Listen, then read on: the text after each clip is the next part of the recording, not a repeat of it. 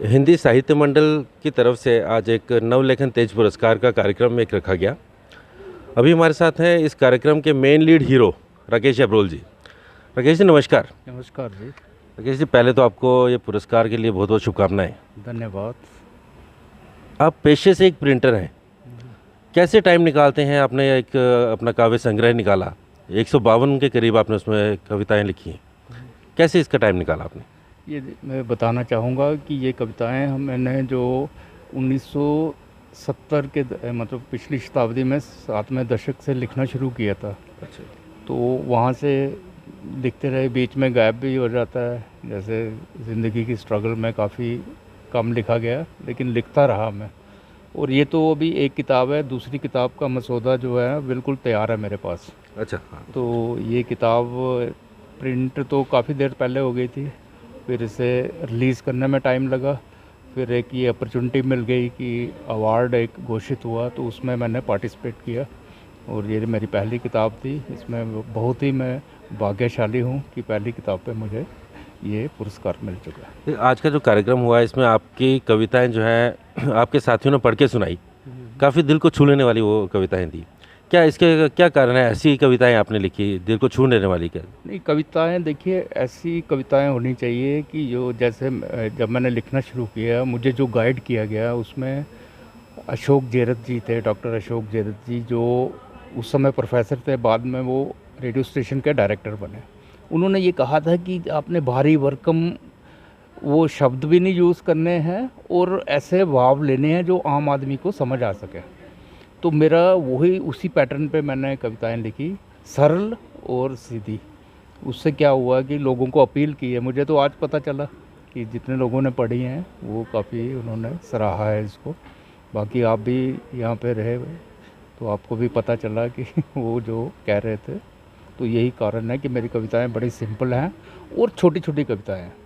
एक और है कि बीच में चलन चला लंबी कविता का जिसको कहते हैं, वो था 1970 का दशक था। 60 में ये नई कविता लिखना शुरू हो गए थे, लेकिन मैंने छंदोबद्ध कविताएं ज़्यादा लिखी, जिसे लघु गीत, लेकिन वो छंद में लिखे, ज़्यादा लिखे हैं।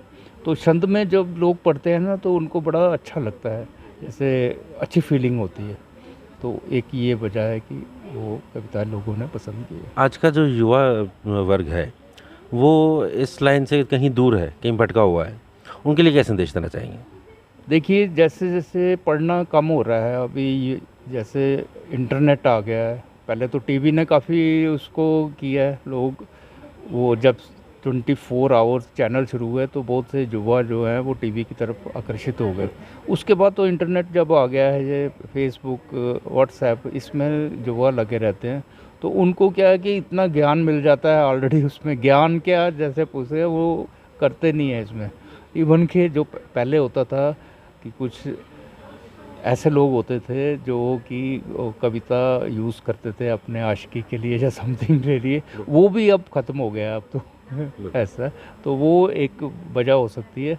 तो और पढ़ने का जो रुझान है वो कम हुआ है, किताबें भी कम छप रही हैं। हालांकि बहुत छपा हुआ किताबें तो बहुत है लाइब्रेरियों में जहाँ, लेकिन मैंने भी खुद महसूस किया है कि नए लोग नहीं आ रहे हैं। जैसे हमारी संस्था 75 वर्ष से पुरानी है, तो उसमें नए लोग नहीं जुड़ रहे हैं अभी भी।